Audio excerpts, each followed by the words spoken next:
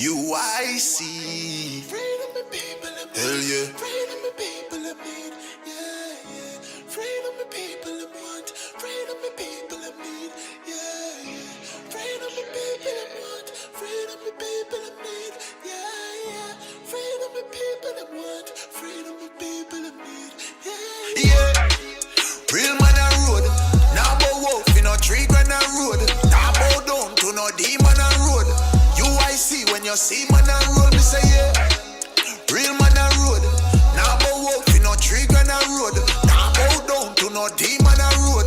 UIC when you see man a road.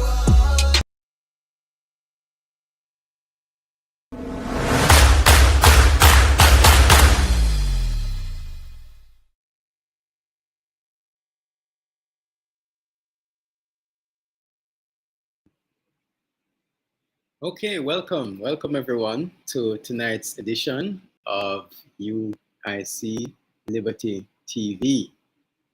Glad to have you here tonight. Tonight we're going to have a very interesting discussion, which we'll talk about a little later. Wow, Devereux is on before everybody else. Big up yourself, Devereux.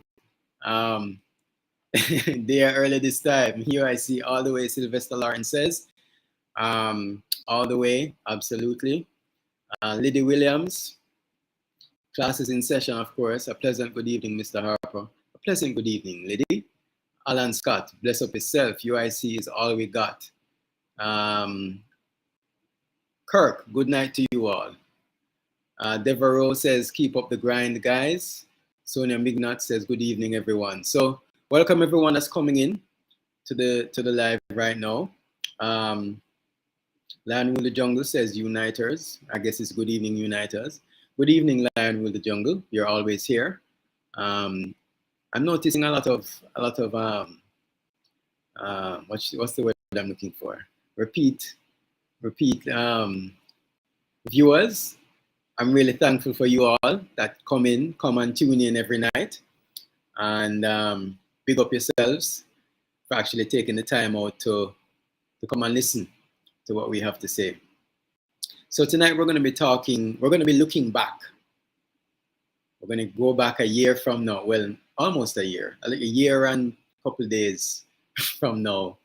We're going to be looking back at the march last year.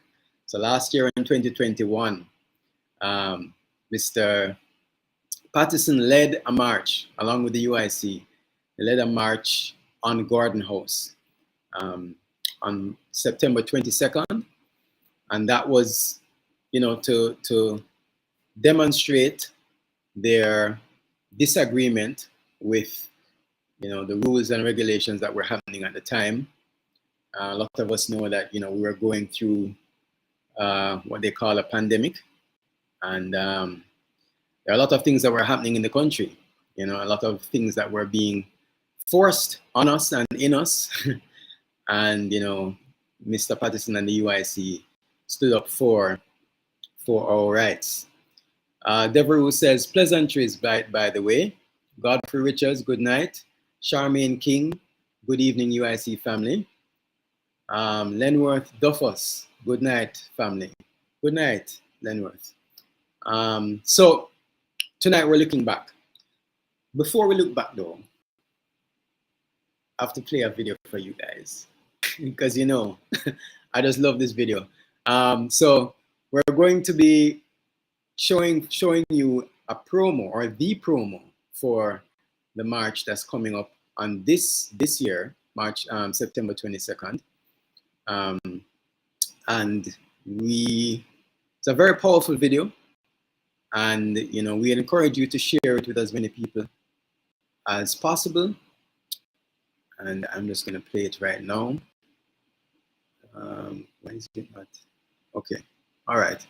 So here's the video. Here's the promo for this year's September 22 Walk for Good Governance. We, the people of Jamaica, are tired of the corrupt system of governance. We're tired of the high crime rate. We're tired of the low wages. We're tired of the high cost of living. We're tired of the bad roads and the toll roads. We're tired of the high electricity bills. We're tired of the water shortages. We're tired of education system failures. We're tired of the poor healthcare system. We're tired of the lack of affordable housing. We're tired of high youth unemployment. We're tired of the corruption and injustices. We're tired of bad public services, high fees and fines. We're tired of the brain drain of our teachers and our nurses. We're tired of depressed, underpaid police officers. And we're tired of being working poor. We demand good governance now. We demand real republic now. We demand wages pegged to inflation now. We demand real security now. In short, we demand real prosperity now. And clearly, those in charge of our government for the last 78 years have failed to deliver on these things. And it's time we take the government over and fix the country and not want it to be, because clearly them can't do it. On September 22, the UIC, alongside the people of Jamaica, will be walking in the streets of Kingston and St. Andrew to say enough is enough. We want good governance now.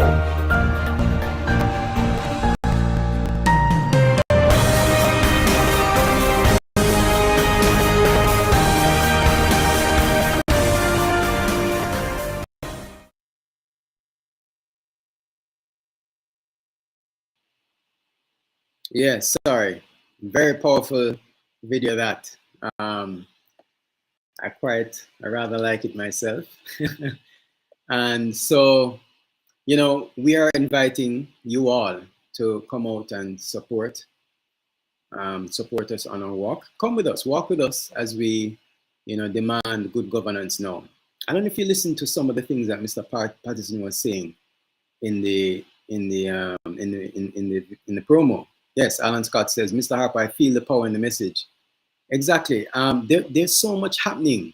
There's so much happening with this country. It's amazing. I mean, that long list of things, and you know, there could have been more things added. But yet we're still here trying to survive, trying to get through it. And you know, I think it's time. I think a lot of Jamaicans feel that it's time. It's time that we need to change what's happening.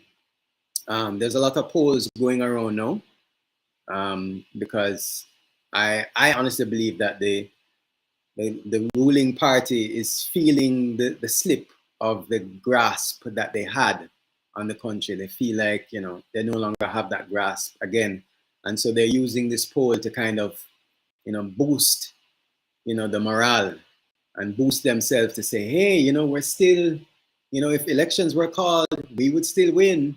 But, you know, there's a lot happening, and there's a lot that people are just not satisfied with. And as Zenzi said, we're tired. We're just tired. We're tired of the same old for 78 years. And so we are going out on September 22nd to demand good governance. Powerful. I agree with you, Lion. Devereaux says, they know it's time, but what I'm worried about is the visibility of the UIC. Yes, the visibility of the UIC is an issue. Because, you know, we're deliberately being blocked. I saw in the papers yesterday, the Gleaner, where they went to a now unregistered political party. This political party is not registered as a political party. It's not a registered political party, I should say. I don't even know if it's still around, but they found out, they found them. They went to them and interviewed them on a particular topic. I think it was a gun, you know, the gun issue of whether people should, you know, have guns, be licensed to have guns, etc. And I just found it strange that the Gleaner would take the time out to go and call, or, you know, whatever, whether it is call or, you know, go to the person's place, but interview this party that is now that's not registered, but yet they have a registered political party, and they will not put UIC, they will never come to the UIC and say, what is your stance and what is your position on, you know, the gun issue? What's your position on education? What's your position on the healthcare? None of that. But they're willing to go outside to a non-registered political party. That says everything I need to know about what's happening, right? So again, people, as Lion is saying, please like, subscribe, comment, and share the live. Please, please, please. Judith Oliver Wolves is saying good night. Jamaicans need to, I guess, vote for UIC. Give someone else a chance. Exactly. So tonight we're going to be, as I said earlier, we're going to be looking back, and we're going to have some guests coming on with Mr. Patterson to talk about just the proceedings that happened last year, and to give you guys an idea of, you know, what was going on, how they felt, you know, what was the feel of on the ground at the time. And so we're going to look back on March 22nd. I'm not sure, we're supposed to be having some guests on. I see one of them on now. And so I'm going to bring them on with Mr. Patterson. So we have Lloyd Diagula, and he is, correct me if I'm wrong, Mr. Diagula, the leader of the People's Action. No, hold on, let me get it right.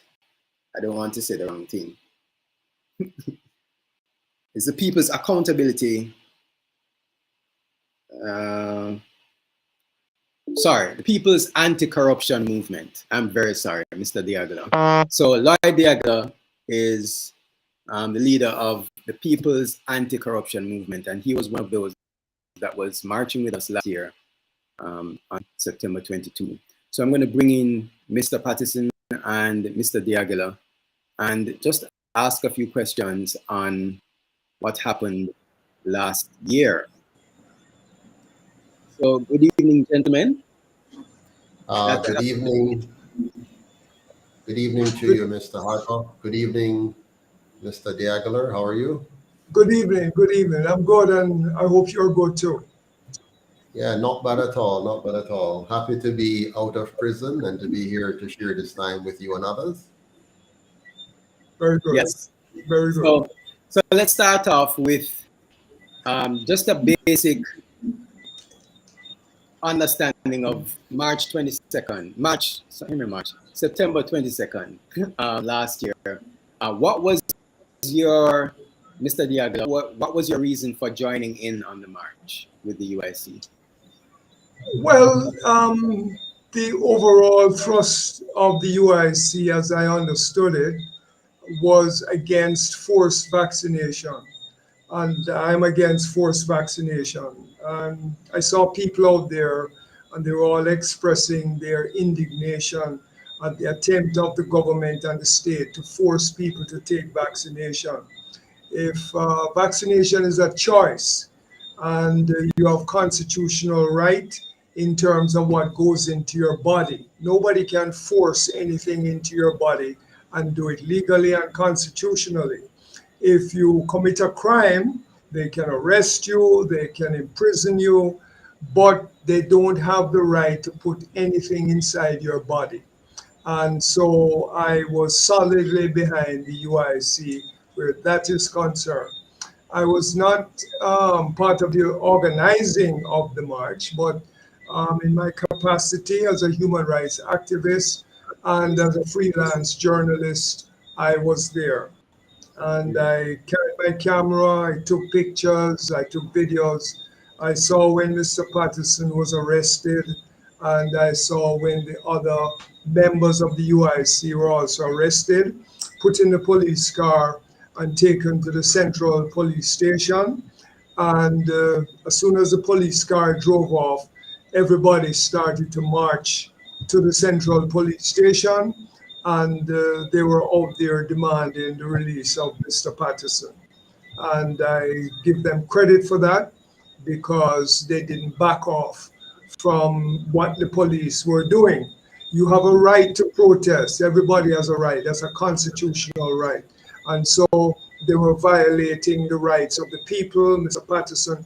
As a matter of fact, I thought they should have arrested everybody, because it's not only Mr. Patterson alone and the other two people who were who were committing some kind of a crime. We all should have been arrested. So it clearly exposes that they were trying to send a message to Right. the rest of the people by arresting Mr. Patterson and the other individuals. And I'll just say one more thing, which is that right, around that time, right up until I guess they backed off the regulations regarding COVID, etc. They were preventing people from marching and from protesting. They did all they could. I remember there was a protest that was organized at Halfway Tree, and they were going to go march to the Governor General's office, and the police arrived there, including Mr. McGregor, who's the one that initiated the arrest of everybody. And he threatened them that if you march, we are going to pepper spray you. He was out there and he did that. And he was the one who organized and was the leader of what happened on September 22nd. And he was threatening the people. And as a result of that, there was a kind of a shutdown of protests, street protests. However, when the police had a problem with the salary they were receiving, they went in front of the DPP's office and so on, and the court, I should say, the downtown court, and they had a big street protest, and it took over the whole place. I didn't see anybody arresting any policeman. I didn't see anybody condemning them or anything like that. So they have the right to protest, but we, the people, don't have a right to protest. Yes, and it just shows how how the system has been set up or rigged against the average Jamaican. The system is really made to allow the elites or those that have the connections to be able to do what they want to do, but then the average Jamaican has to abide by whatever the elites have to say. Mr. Patterson, your take on what happened last year? Yeah, I mean, I must agree with everything that Mr. Diaghilar said.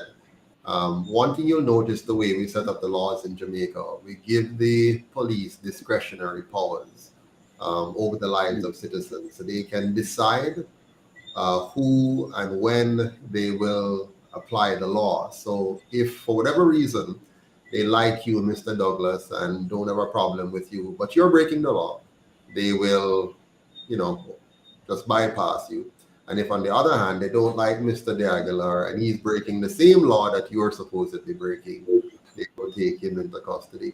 So that's one of the obvious problems we have. Secondarily, the police is connected with the political establishment. So they don't actually carry out their work independent of the politicians.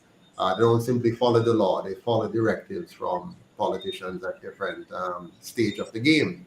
So on September 22nd, they were very deliberate in their mission. For example, when you'll see a video shortly, when Mr. McGregor came on the scene when we were gathered at Ward Theatre, and he told the audience, the gathering, that they were illegally gathered and that, they're breaking the law and that they should disperse or he will take actions. At that very point, since we already broke the law, he could have arrested me and anybody else at that point in time. But they actually tried to instigate a confrontation. So everywhere we went, as we were walking peacefully, so we were the most organized crowd, very organized, very peaceful, very respectful, because the UIC is very big on protecting the life, liberty, and property rights of all citizens. So we would never violate the property rights of the citizens or public property or anything like that.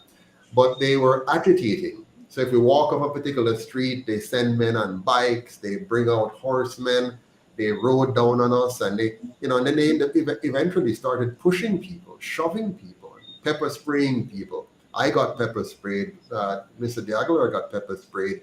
And then what they did, they tried to kind of divide and conquer the group. So when we were already marching up the street, they waited at the back and they grabbed a young man. The young man was actually just photographing, videographing. He was taking a video.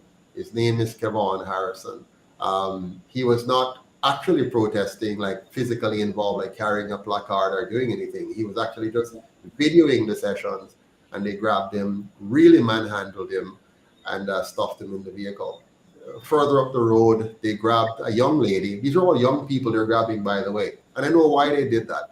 They wanted to grab people that were vulnerable, people who they think when they're finished with them, they're not going to really fight back. They're not going to take them to court. They're not going to have anybody who cares about them per se. So they grabbed these young people and take them into custody. So the young lady, they grabbed her.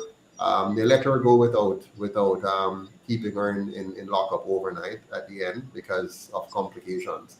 But they did all of those things. And then when they took us in, they stripped us in a fairly open area. They did a strip search on us in a fairly open area, quite dehumanizing.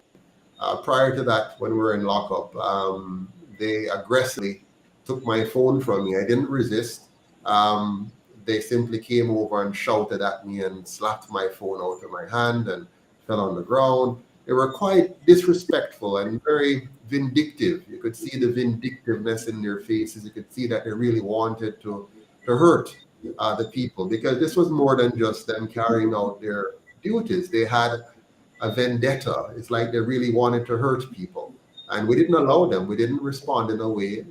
Even when they took me into custody, a lot of restraint was seen by our supporters on the outside, because I warned them beforehand that we're not going to have a confrontation with the police. We're not going to fight. We're not going to get into any kind of violent confrontation. This was meant to be a very peaceful march, simply to go to Gordon House and deliver a letter that points out that we're very concerned and opposed to any infringement on the rights of the Jamaican people to decide on their own medical treatment, as opposed to being forced by any government or private sector organization to do so.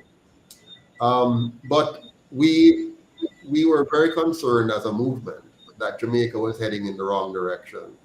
We've seen the tendencies of the Prime Minister, we've seen the direction of the government, that they are prepared to do whatever it takes to appease their foreign masters. And if it means injecting every Jamaican against their will in order to get the money and to appease their foreign masters, they're going to do it. They're going to stop at nothing. And so we were very pleased that in the end, the Jamaican people stood up. And I think they never got to more than 20% of the population at the time in terms of their injection mandates. They wanted to get to 65% initially. That was raised to over 70% after. But our actions prevented them from being able to inject the mass of the population against their will. They tried to label us as anti-vaxxers. We're not anti-vaxxers. We're not opposed to any form of medication. We're opposed to any mandates for medications or any force of medication or any force at all on people. The UIC is built on the premise that we're all supposed to be free people. Our rights to our life, liberty, and property should be protected at all times. And it doesn't matter whether you're elected by a few or many, you never earn the right to take away the rights of any individual, unless that individual, of course, decides to violate the rights of others. Yeah, so you said earlier that you guys want to deliver a letter to the Gordon House. So that letter was never delivered? No, it was never delivered. It was delivered in word, I mean, in the public space. But the letter actually never made it to Gordon House because they blocked us at every path that we tried to reach it.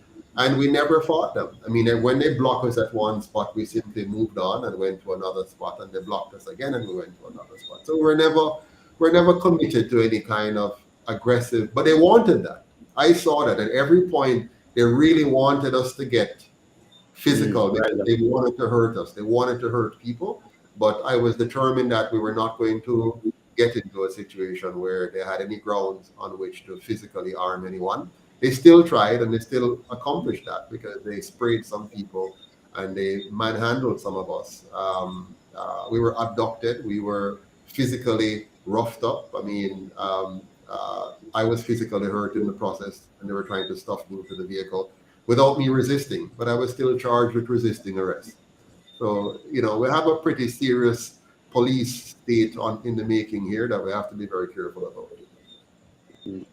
So, Mr. De Aguilar, could you give us a little background on the People's Anti-Corruption Movement?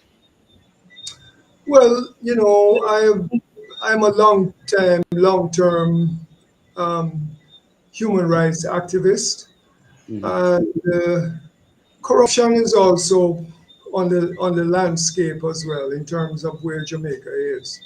You know, the police carry out extrajudicial killings with impunity, and that's been going on for a very long time. And in 2010, when they went into Tivoli Gardens and executed, murdered, they say 73 people, but the people there say it was about 200 people that they killed. They killed people, they destroyed people's homes, they beat them up, they carried them to Seprod, used Seprod as a detention center. And on the Seprod compound, they set up a sniper post on one of the buildings, and they would fire into Tivoli Gardens at the people there innocently in their houses. And they terrorized young men that were detained in Seprod. And what the people who survived the whole thing said is that the police or the soldiers would come in at night, they would just point somebody out, take them outside, and then you'd hear gunshots, and you would never see that person again. When they had that commission of inquiry, that kind of thing was never discussed, it was never investigated, they just you know, swept over it. And I just want to say that I have been advocating for a boycott of Seprod because Seprod was involved in a joint criminal enterprise. And if you look at what has happened in Africa and other places, in Rwanda with the Tutsis and the Hutsis and so on, when they had their you know, criminal trial, any company, any that participated with that kind of terrorism was held accountable, and they had to be put on trial.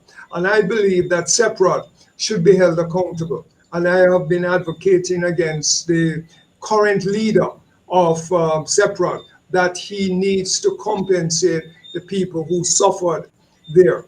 So moving on from that, this issue of corruption is a serious matter. It goes way back. And Jamaica is one of the most corrupt countries in the world.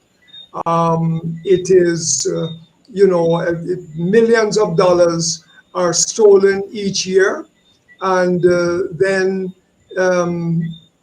there's no money to properly fund education and to fund health and so on and so forth. So that is a big, big problem. And so that is why those of us who work together form the People's Anti-Corruption Movement. And I'll just say three things. One is that we have written a letter to the Prime Minister. We have written a letter to the Prime Minister demanding a commission of inquiry into state corruption. And the Prime Minister has not responded to that letter. We went forward when Mr. Golding became the leader of the opposition, and we sent him a letter also stating the same thing, that we wanted the support of the opposition to have a People's Commission of Inquiry. He has not responded. And then we sent a letter to the 63 parliamentarians saying the same thing. We want your support for People's Commission of Inquiry. And they have not responded. Now, I wonder why. Is it the Gleaner has had several editorials where the Gleaner says that we have two gangs in Parliament.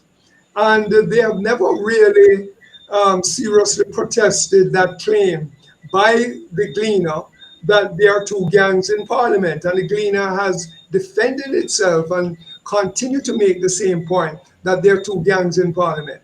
So that when the police decide that they are going to go out there and they're going to use state of emergency, and they're going to go, if you send their trucks into inner city communities, and they sweep up the young men and put them in the back of a truck and carry them to a detention center and keep them there for years. Well, for months, sometimes years. I think a couple individuals the other day carried out a lawsuit against the state for having been detained for over a year and won $17 million.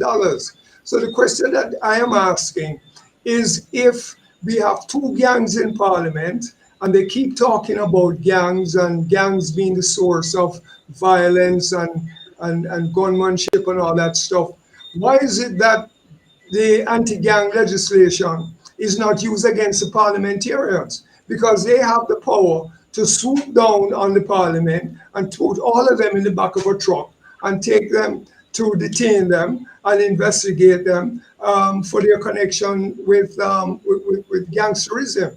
And, so now we have Mr. Chang saying that the police must make sure that if there is a confrontation, you must make sure that you kill the person. And Mr. Chang also said that if you shoot somebody, I would not be sending no ambulance to the scene. So, the message is quite clear that he is sanctioning police extrajudicial killing. I'll make one more point, that we have all known that when the police shoot somebody, right, so-called shootout, you know what they do? They put you in the back of the police vehicle and drive around till you're dead. And when you're dead, that is when they take you to the hospital, all right? And you're pronounced dead. And it seems like Mr. Chang is hinting and nodding and giving the police one more time the impunity which they've always had to go out there and do that kind of thing. This must stop. We cannot put up with that at all. This is not the way to fight crime. We need employment for the young people. We need education. We need proper health care, and we need to end corruption. Well, no, as long as we have the two gangs in Parliament, what you're talking about will never happen, because they are complicit and they are implicated in all that is wrong with Jamaica. And so I don't think they have any vested interest to fix it. And so the only solution to this problem is a political one, save an actual rebellion and revolution, of course, a political solution. And they're trying to do everything to make sure we don't have a political solution, because the very group that fund the gangs also control the media. So it's kind of funny when the Gleaner tells us that there are two gangs in Parliament occasionally. I think that's just for fun, because the Gleaner is clearly not interested in really publicizing to the Jamaican people all that they need to publicize. For example, right now, Jamaicans never wake up to a steady diet that there's any alternative to the two gangs that are in Parliament. They get up every morning and they hear the same story. It's this side saying this and that side saying that. They will not hear your views. They will not hear my views. They will not hear the views of any other politically organized body that can actually replace the other two. And so we have a big problem on our hands, because we do not have independent journalism. We hardly have any investigative journalism. If it isn't for 18 Degrees North, you'd get practically nothing on the investigative side of journalism. So Jamaica is actually in a spot, because we have two gangs that are very sophisticated, well-funded, well-backed by the private sector oligarchy, and every effort is being made by that triangle of the PSOJ oligarchy, the media they control, and the two parties that they control. So Jamaica is in a bind. All the talking that we do on the various talk shows, we have some lovely talk show hosts, for example, going back to Wilma Perkins' days. wonderful talk shows. But at the end of the day, nothing is done, because as much as we talk, they simply have the handle of the blade of the knife, and they can do anything they want and get away with it. They can manipulate the police, they can manipulate the justice system, they can manipulate our economy, they can manipulate our education system, they can manipulate our healthcare system, and we can do absolutely nothing about it but talk and talk and talk and talk until the cows come home. In fact, we've been talking now for 78 years. If you factor in all the amount of talking Marcus Garvey did, the amount of talking George William Garden did when he was in, before they hang him, and Paul Bogle, of course, those men took action. And you're factoring all the talk all the way down when Ronald Waits used to be on before he became an active political figure, and he used to talk. Barbara Gluden, and they talk. And the talk goes on. But one thing remains the same. The Jamaican people are locked into electing those two parties, and those two parties only, because the rest of Jamaica will never get an opportunity to hear from anybody else unless we, the people, decide that we're going to do something quite dramatic to turn that around.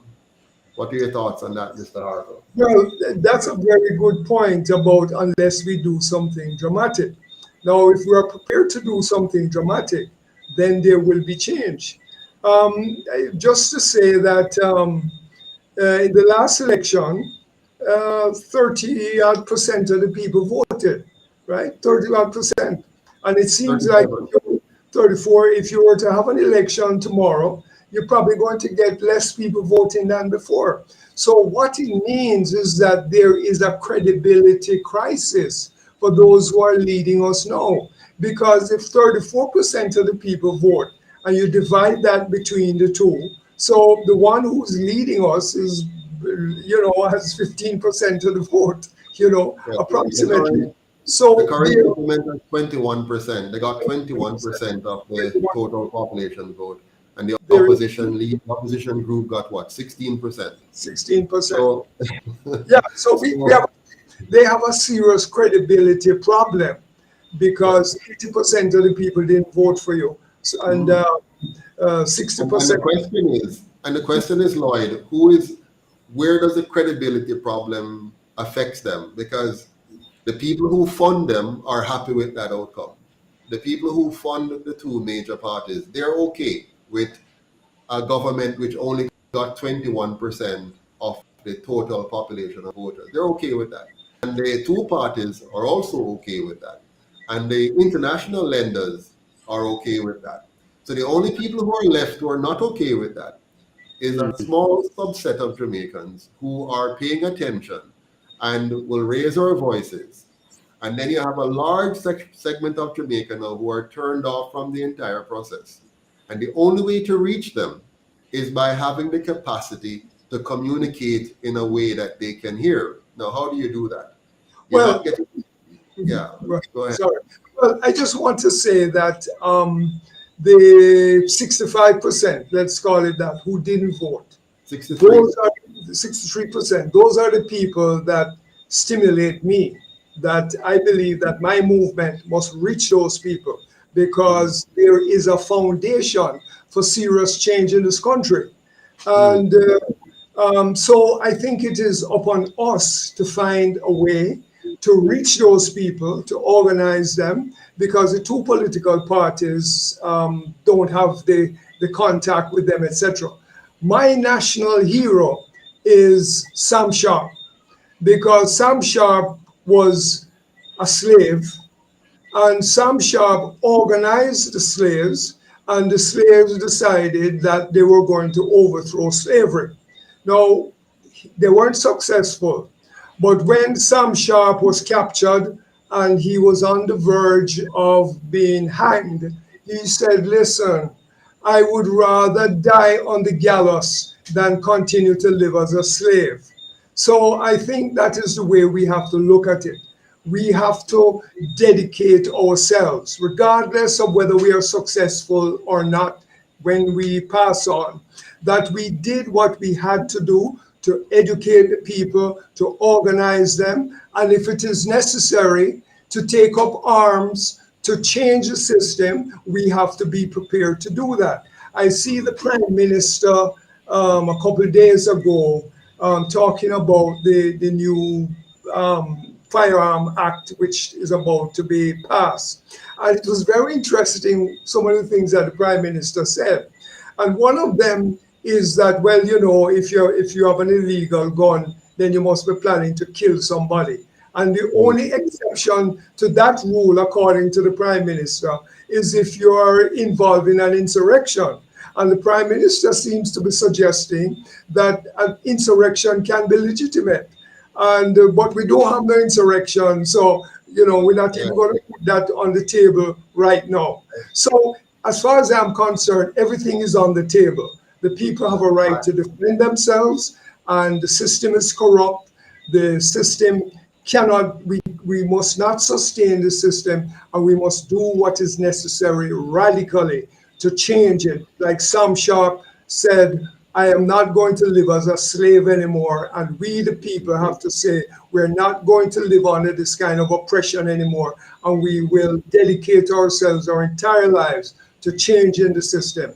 That is the kind of approach that I have, and the People's Anti-Corruption Movement is developing. And we're trying to find ways and means of getting to the people, educating them, organizing them, mobilizing them, so that radical change can take place in this country. So what we're trying to do from a UIC standpoint is we recognize that we can't just keep talking change happen. We have to face the harsh reality of what it means to get the change done. And that is going to come from a partnership in those in the diaspora and those here in Jamaica who recognize that the problem needs to be resolved, are prepared to organize themselves to do so. So we're going to have to raise the capital, because it takes capital. All the persons who are trying to make change in Jamaica meet one major stumbling block. You don't have the money to do the things you need to do. To print pamphlets, for example, takes a lot of money. When you look at the cost of printing 1,000 sheets alone, if you want to move around the country and you know, go to different communities and hold town hall meetings and whatever, it takes money to mobilize, to travel, to stop over, to do all this stuff that needs to be done. So we realize these very, very important limitations. And what we're doing is building a resource base by working with our partners in the diaspora, all 3 to 4 million Jamaicans out there. We're encouraging all of them to become a part of the solution as we organize locally and pull together the hardworking Jamaicans, many of whom, you know, can't even take a break from trying to put food on the table. And so we're trying to get those persons of your mindset and others to come together. And here's the clicker. Here's the trick in all of this. It's unity. And that's why we call ourselves the United Independence Congress, because the opposition is formidable. The opposition is massive. And without us becoming a united front and going up against this massive opposition, they'll just pick us off easily. And they'll just simply go in and infiltrate a group and undermine the leadership of the group and destroy the group. They've done that with the UIC already. And they'll continue to do that. They'll always use the tactic of divide and conquer. So if we don't find a way to overcome our differences, whatever those are, because, you know, Jamaicans seem to find it easy to have differences. You know, the other night I had a lovely conversation with members of the Marcus Garvey People's Political Party, which is not registered, but they wanted to have a chat with me, and I had a chat with them. And, you know, when we started the meeting, they identified a number of differences, things that they thought were differences. And by the time we went through and walked and talked through different things, we found out that we're very close. We're not very far apart at all. It's just a misunderstanding, because sometimes we use different words and phrases to express ourselves, and other people hear those words and phrases and draw a conclusion. There are 3 words that cause people to become highly animated in politics: capitalism, socialism, communism. People get very animated about these things, and they use words like neoliberal, imperialism, all kind of words. But if you tear away all of that, we'll come down to two basic systems of governance in the world. Only two. No matter what name you give it, one of those systems, or any given name you want to call it, is, does it protect individual sovereignty? Does it protect your right to your life, your liberty, and your property?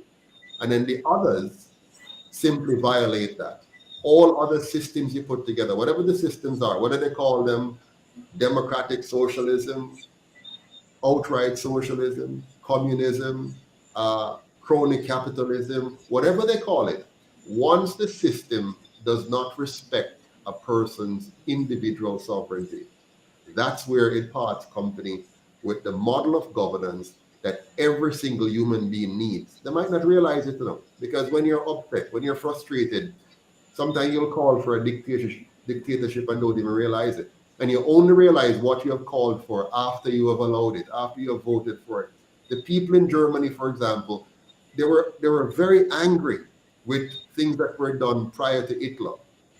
And they were just looking for some kind of get back. How do we get back? How do we get back to being, a more powerful nation again? And how do we, retaliate and respond to what those evil other people have done to us?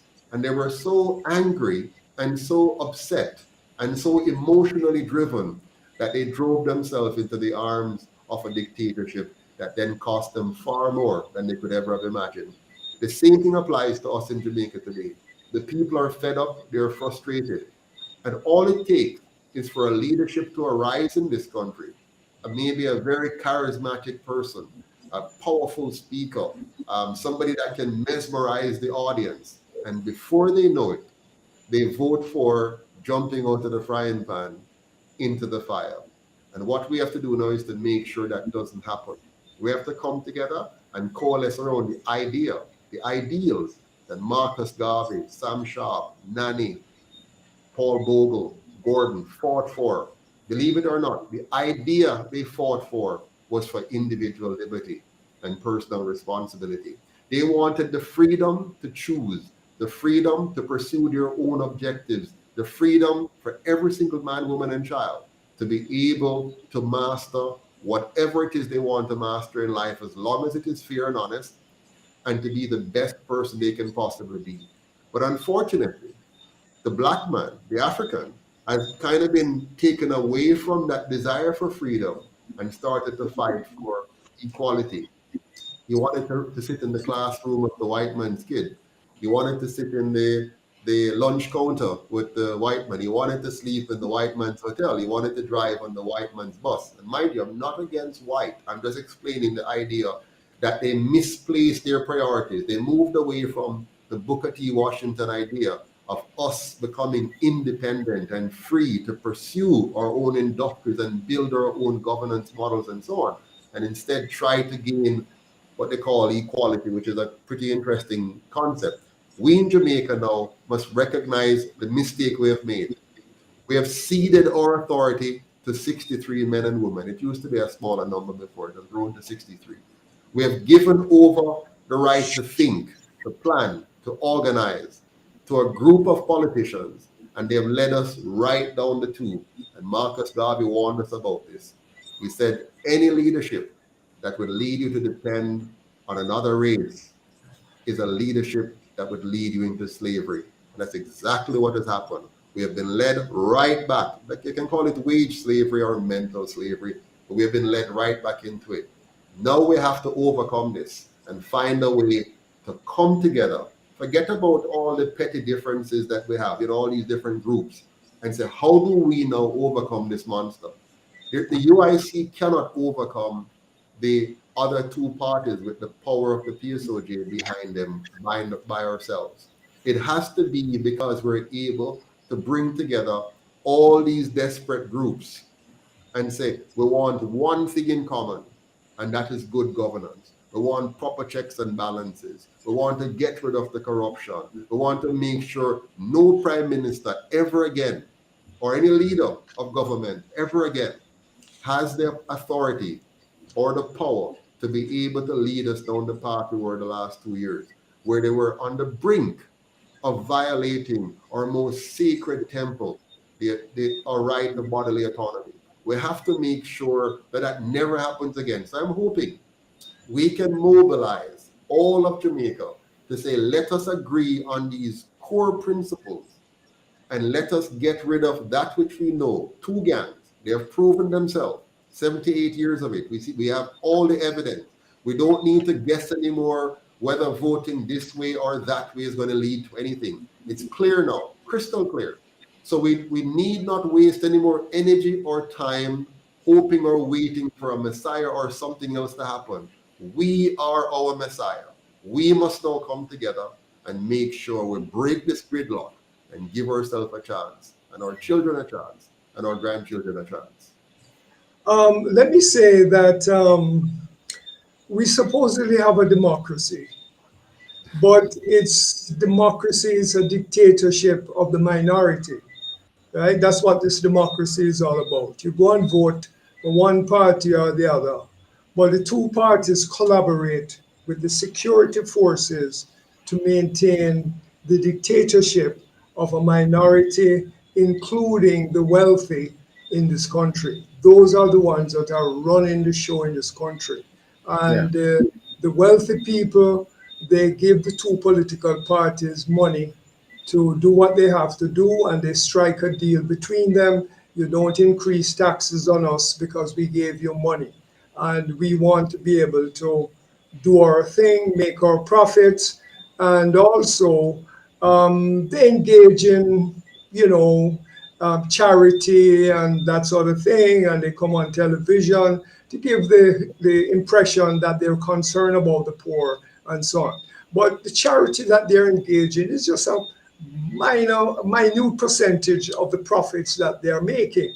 So we shouldn't be fooled by that. I want to say that Sam Sharp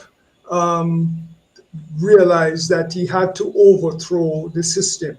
He could not have overthrown slavery and given the land to the plantation owners, because as happened historically, when slavery was over, they made sure that the ex-slaves didn't get any land because they needed them as workers. They needed them to work on the plantations to continue as wage workers. So they didn't get the land, and that is why today we have crown lands, right? When we got independence in 1962, the British monarchy said, here it is, Mr. Bustamante and Mr. Manley, here are the crown lands, we're giving it to you.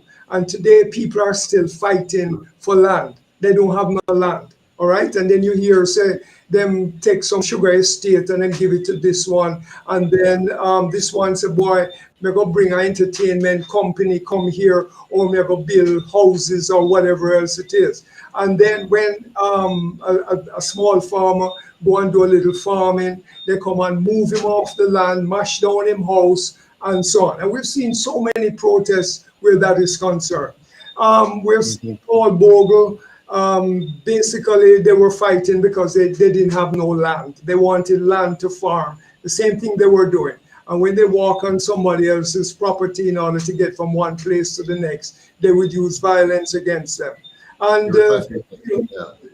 we were seeing the Maroons. The Maroons says, listen, we want our freedom. We want our freedom. And the Maroons had to fight. In 1938, the workers all over this country laid down their tools and they went out on the streets in Kingston, in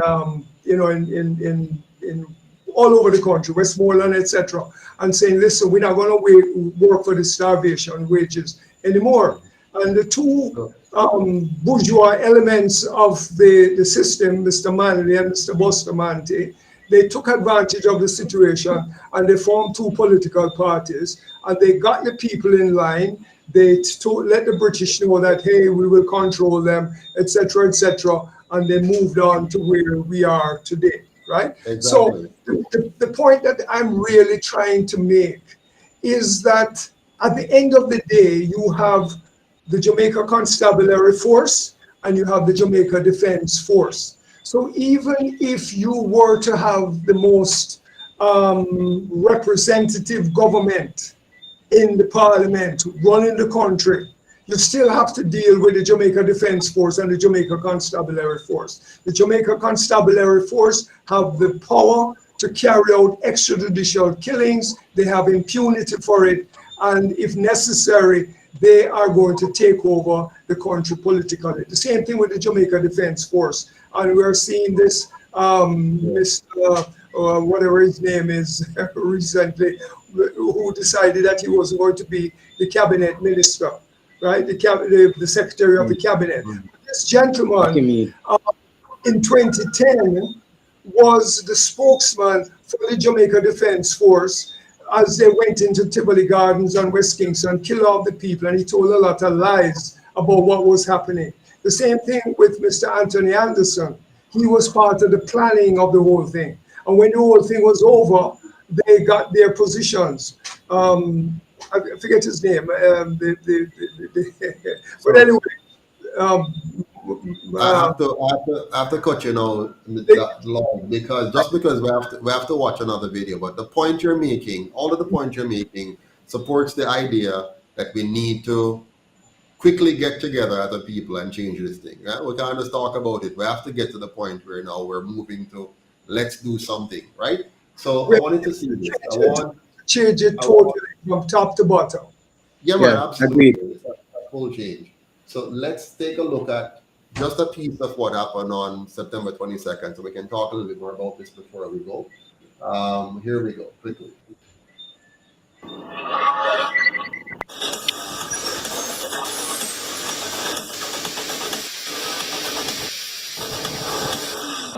Hello, I'm Dudley Thompson, and welcome to WDT Media TV.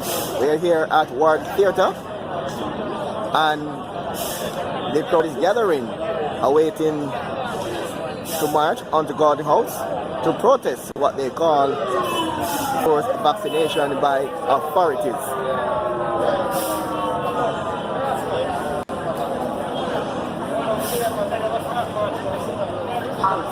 Serious size crowd is on hand, as you can see, in front of Jamaica's historic Ward Theatre.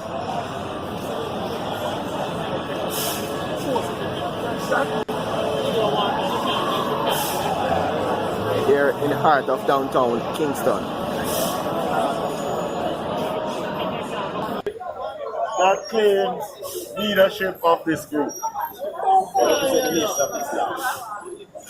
The gathering here, is there anybody? All right. So it means that therefore I am going to speak to everybody here in an individual way. You understand what I'm saying? And I'm going to give some instructions first. Gregor, and I am the operations officer for Area 4. And Area 4 consists of Kingston Central, the location that you now stand. Kingston East, Kingston West, and the Central South. So I am the operations officer for the corporate area. Sorry. Yes, I was asking if there's anybody here that claims leadership of this gathering. That's you. And you are, sir? You are Joseph Patty. I am Steve McGregor, as you see. I am the operations officer for the corporate. Wonderful, wonderful. Now, Mike. wonderful. My commissioner has given me instruction that there was no permission given for any gathering. Yeah. So you are taking claim for this gathering. Yeah, I'm responsible for it. You're responsible. Yeah. Therefore means that you are now committing a breach. Under the Public Order Act, as also the Disaster Risk Management Act, which speaks to no gathering in any way of more than 10 people. You're aware of that. I'm aware of what you're saying. And you take responsibility for that. I take responsibility for organizing murder. All right. So I will deal with you separate and apart. I am now going to give some instructions to the people who are here, who might not have been aware of the fact that this is an unlawful gathering. Human rights supersedes the Constitution. Human rights supersedes the Constitution. Human rights supersedes the Constitution. Human rights supersedes the Constitution.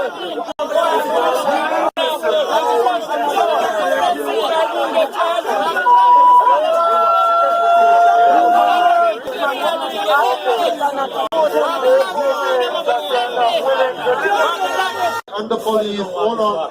We and the police are friends. Yes, family. We respect the police. We support the police. That's right. But we are opposed to tyranny. That's right. So we will respect and obey the police insofar as they agree to protect our rights to freedom of speech, freedom of movement, and freedom of choice. If the police chooses to go against our rights, then unfortunately we cannot support the police.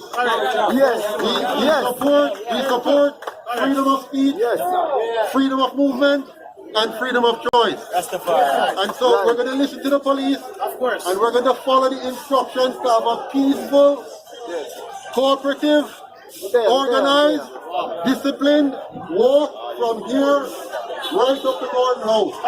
We're going to walk in groups of 10. Groups of 10. We're going to be 6 feet apart. We're going to follow a straight line. We're going to hold up our placards. We're going to chant our freedom talk. And we're going to be in the front of the police, not their enemies, because they are not our enemies. We are here to defend our rights to be free. To me, and this is the police speaking now. If you don't want to hear what I'm saying, it is your choice. But I am going to give you some instructions, separate and apart from what your leader I've given you, and I will deal with him in an individual way as soon as I'm through speaking to you all. Now, there will be no march from here to anywhere, and if you so decide to do that, the police will have to deal with you as we see it fit. What he was right with is to say to you that we are not your enemy. We are here to police law and order. And you have not, I don't know if your leader has given you any information of him having any permission from the police to carry out any march here. He was not, hold on, and let me finish. Let me finish. And I want you to hear from me, because I am the police authority here. You did not get any permission to carry out any march or any gathering. He is doing that. We're okay. I just want to listen that I made an effort to speak to you and to let you know that this gathering is illegal and unlawful. You will not be given any permission to march anywhere. And you all would have committed offense, which we will deal with. So for him to tell you that Hold on. The police has spoken. Hold on. The police has spoken. Hold on. The police has spoken. They do not give us any permission and we don't need one. We do not need permission to walk from here to Gordon House. We do not need permission from the government or the police to do what we're going to do. Follow me. Gordon House. Despite the police objection, the march continues.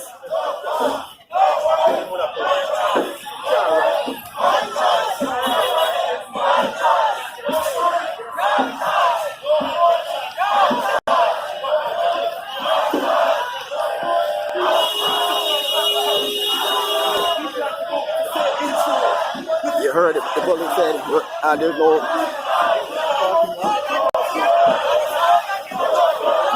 was no permit granted for the march, but the leader said it's going to march onto Garden House beside the police stand.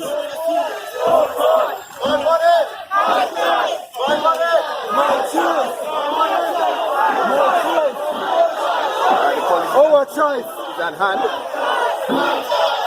and the police is out trying to stop the march, as you can see here. The police is at hand to prevent the march.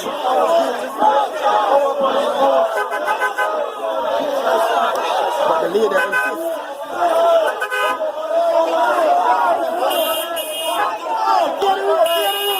The leader here insists the march continue. The leader is here. No force! No force! No force! No force! No force! No force!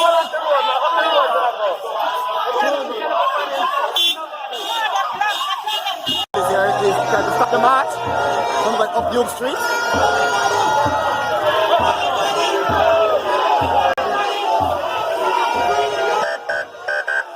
The tug of war continues. And staying away from the crowd, but don't want to be in that mix at all. It's because COVID is real. Keep my distance.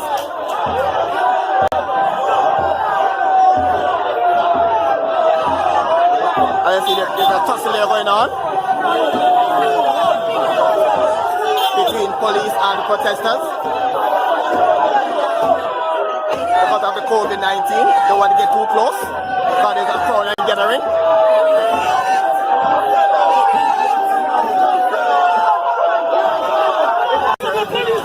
Another protester here.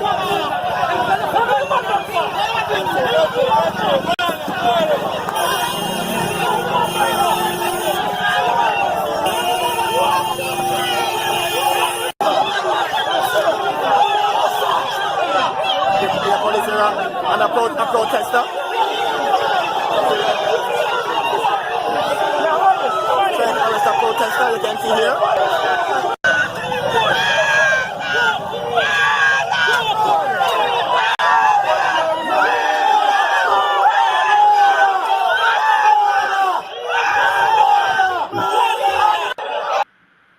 So this is the first protester that they took. He wasn't a protester actually, he was taking a video. And the police grabbed him and stuffed him in the vehicle. For no reason at all. He wasn't doing anything wrong. But they did this. Let's continue.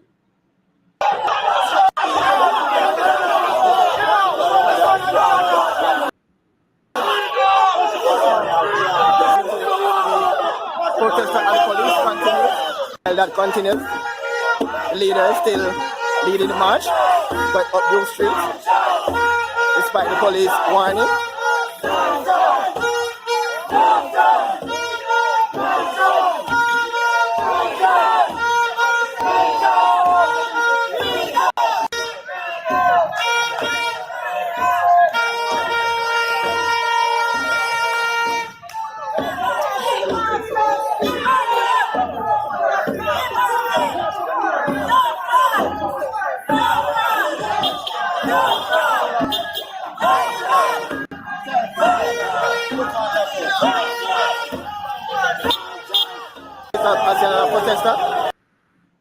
So what they were trying to do here is to thin the herd. So they were picking out people at random. Not random, they selected these young people really. Here they have caught another young lady now, Abigail Thompson. Before it was Kevon Harrison, or Harris rather. And now they take this young lady. Well, that's a lady there, by the police. You can see there, and a protester. A second protester. They put a block on the entrance to go to Garden House, and they held a protester there, you can see. A young lady, now in police custody. See, they put in the police vehicle, you can see. Entrance. There's not entrance en route to Garden House. Really a stand-up between the UCI and the police. The leader attempted to address the gathering, you can see there, but I told you, not going too close because of the COVID-19, not going too close, I'm keeping my distance. You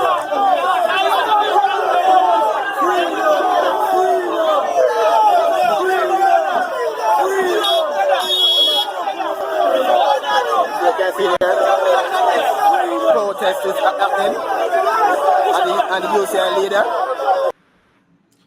Yes, so all the way through this, the police remained the aggressor. The next video we're going to look at now is when I was arrested. But gentlemen, what were your feelings and emotions as you watched that? Let's begin with you, Mr. Harper.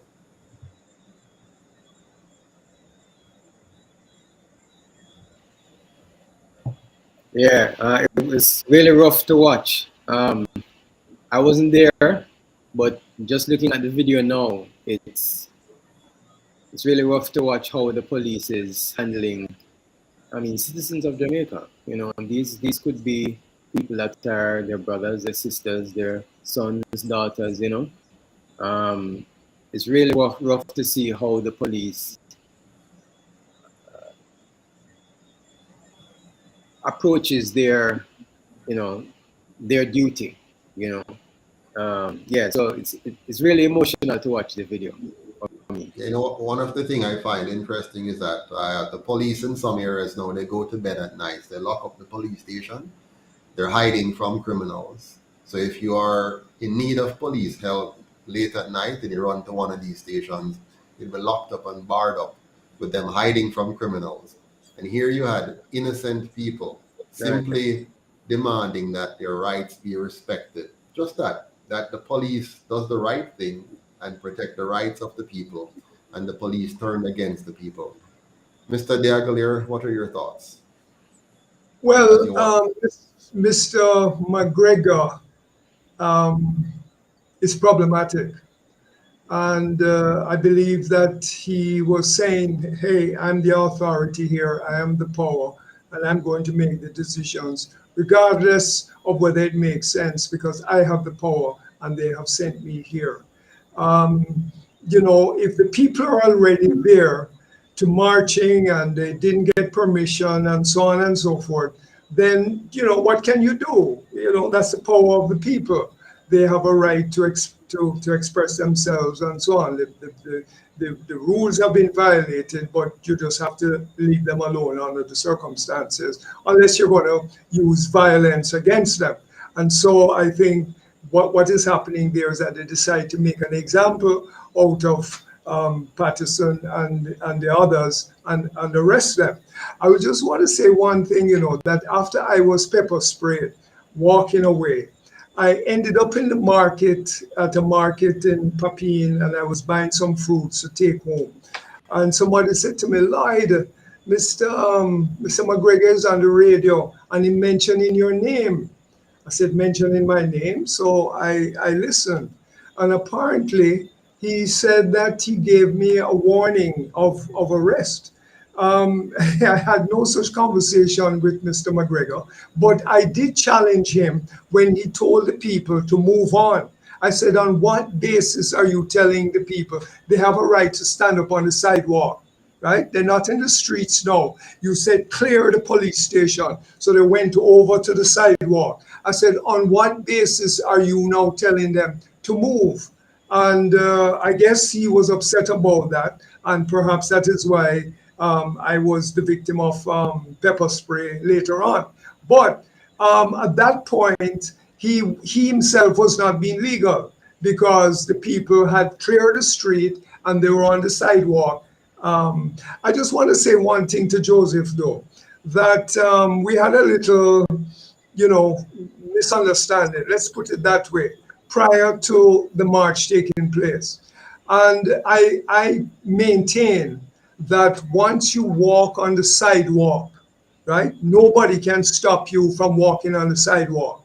So you have to have, you know, little tactics, a mix of tactics in terms of how to engage and carry out your right to protest. You actually do need some kind of a permission to march on the streets, right?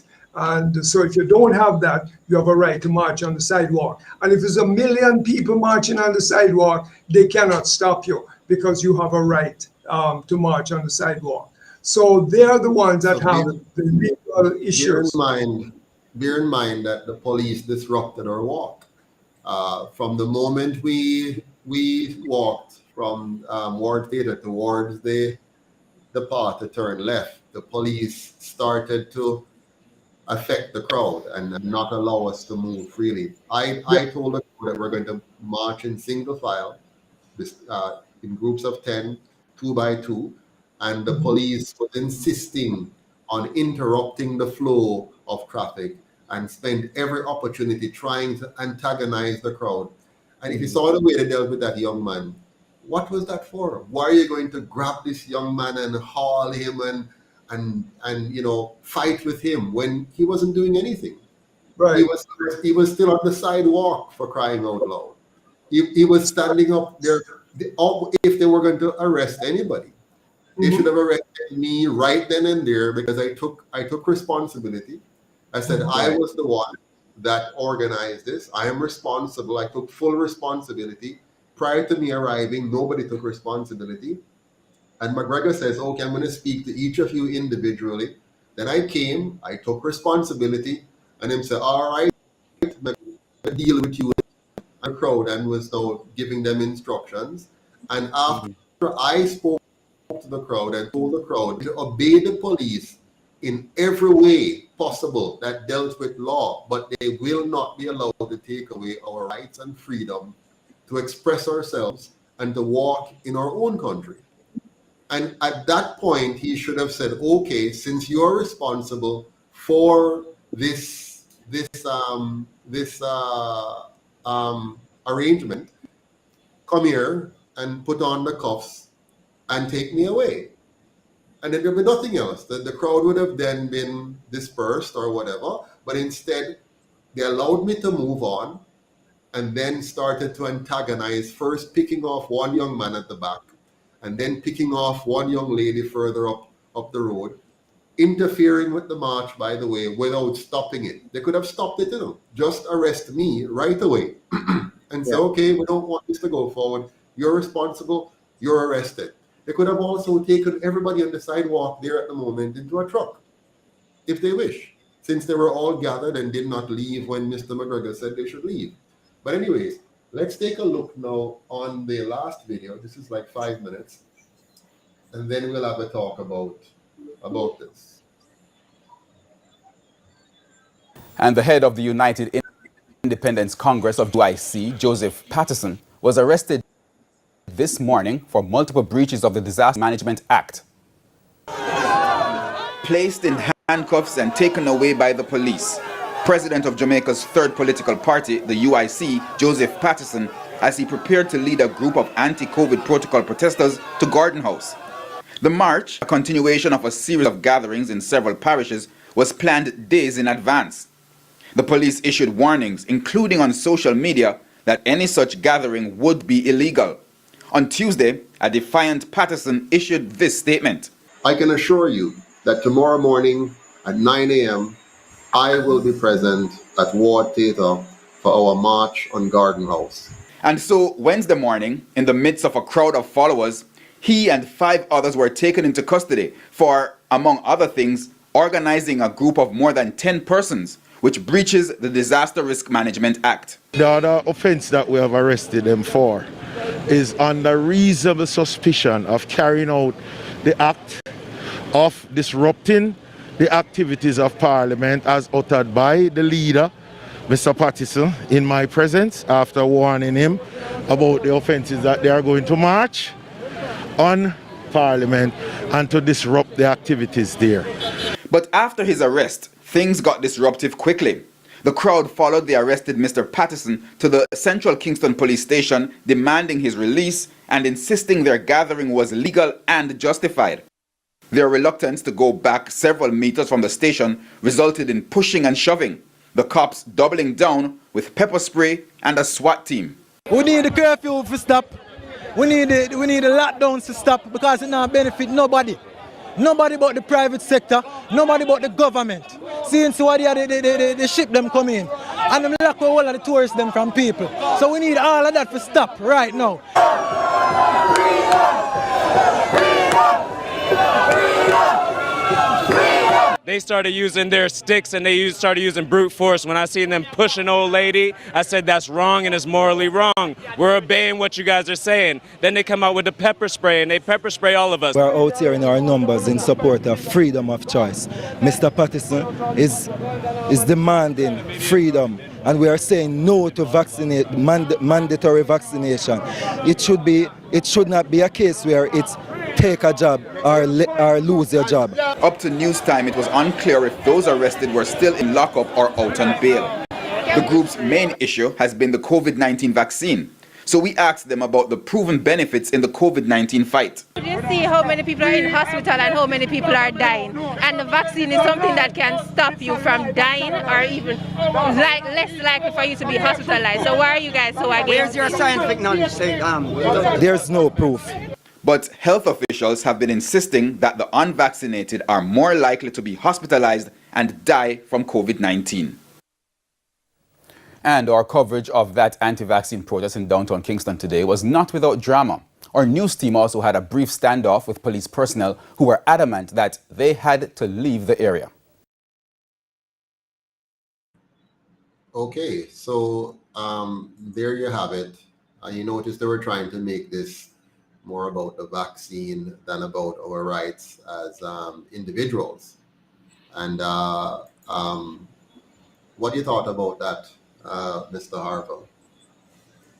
I didn't hear the first part of your question. They were trying to shift the conversation away from people fighting for their rights to try to make it a matter of the vaccine. They're trying to paint it as anti-vaxxers as opposed to telling the truth, which is that we're fighting for the right for people to choose as opposed to being forced.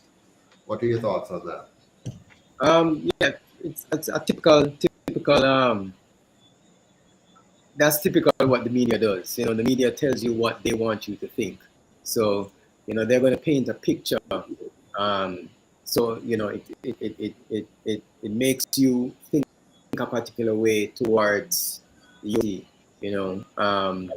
So I'm not surprised at the way they painted the picture of the march, and yeah, I'm not surprised at all. It's you know, normal for me. I expected something like that from TVJ and CVM.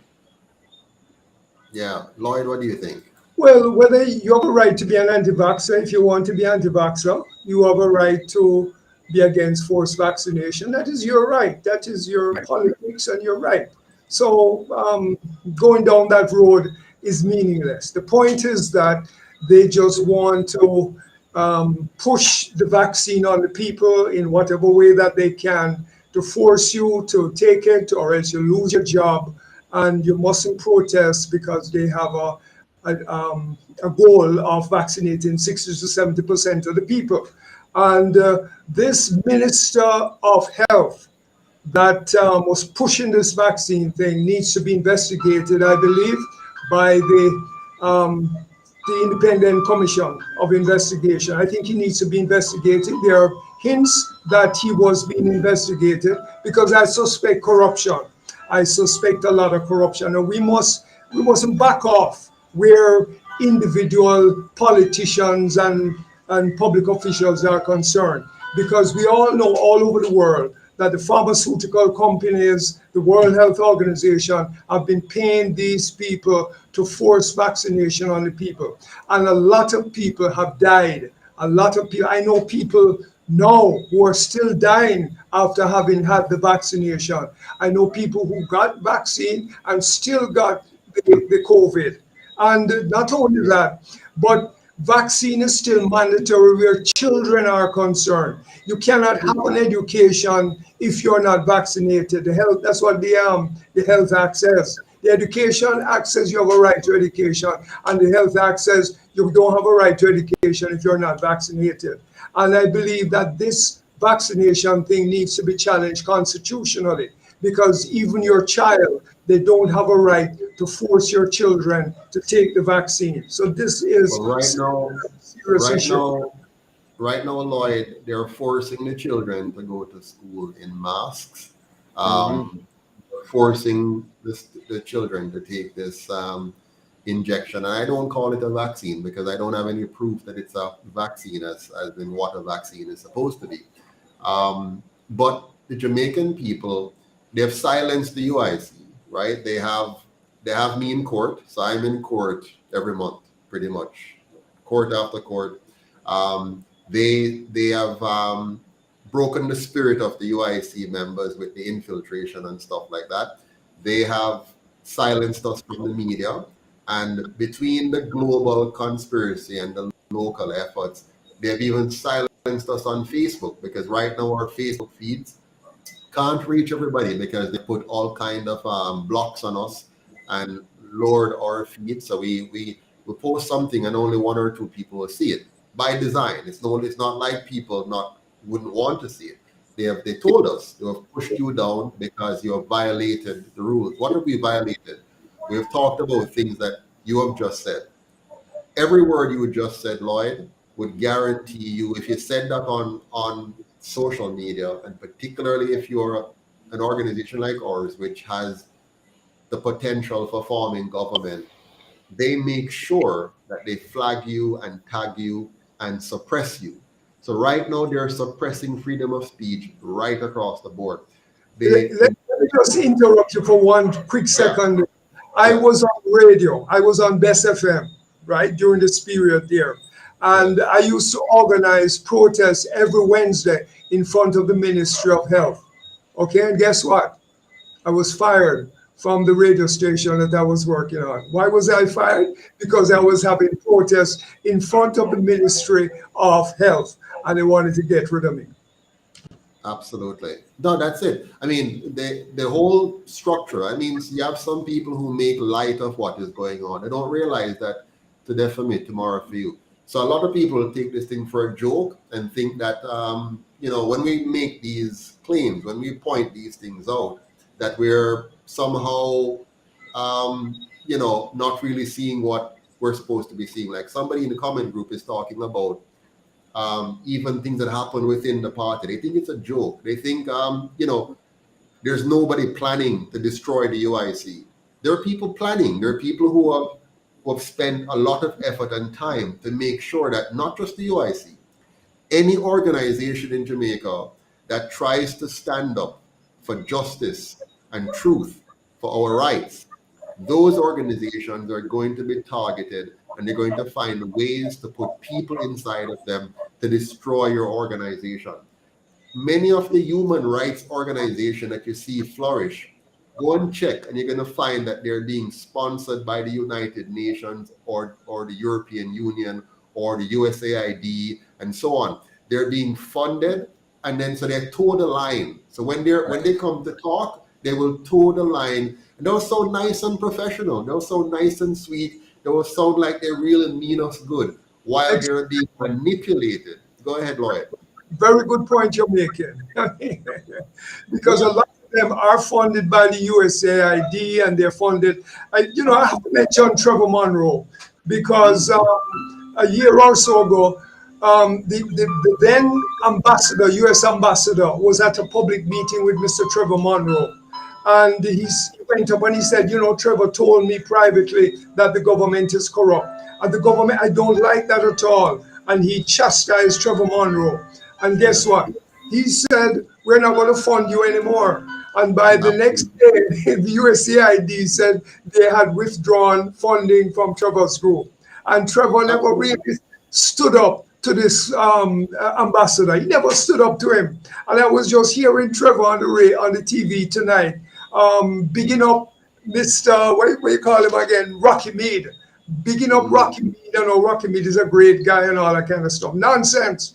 Rocky Mead is a tool of oppression, of state oppression in this country. They do, Lord, and I've seen this personally. I witnessed it. They come to Jamaica, these foreign entities, and they invite civil society. If you think or some other